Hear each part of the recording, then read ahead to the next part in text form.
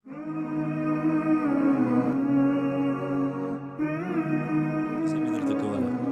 دې ماته امام منیف رحمه الله نوم په قرآن کې شته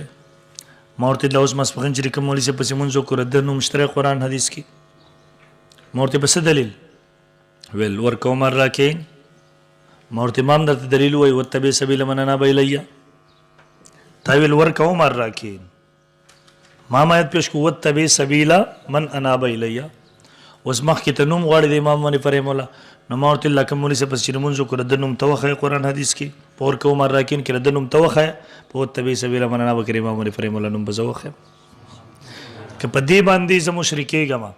خو ته د ورځې 15 ټایمه دا شرک ما ژوند کې یو ځل کړی دی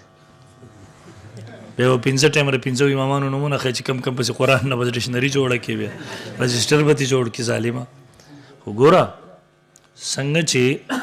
مونږ ته قرآن مجید د جمع کوونکو سره د جمع حکم کړی دی اوس دا به راته مشاهده راښیي چې را کوم امام چې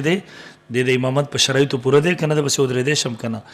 دقسې قرآن د منیب الله د مجتهد د مذهب حکم کړی دی اوس مونږ ته به دا د امت تواتر او اجماع راښیي چې دا سړی منیب الله د مذهب خاوند دی نو دغه څلور امامان منیبین الله او د مذاهبو خاوندانو امت پسې ور روان دي یو کس راغی ما ته وایي اداره ته ووایه وایي زموږ ځای کې وابي دی وایي ما ته وایي چې تاله د امام منیف رحمه الله د مور نوم درځي وایي ما ورته چې نه وایي ته څنګه تقلید کوې نو ما ورته الله کوم چې ستاسو مولوي صاحب د وابي ما ورته د ده مور نوم درځي ویل نه نو ما ورته د پسې مونځ څنګه کوې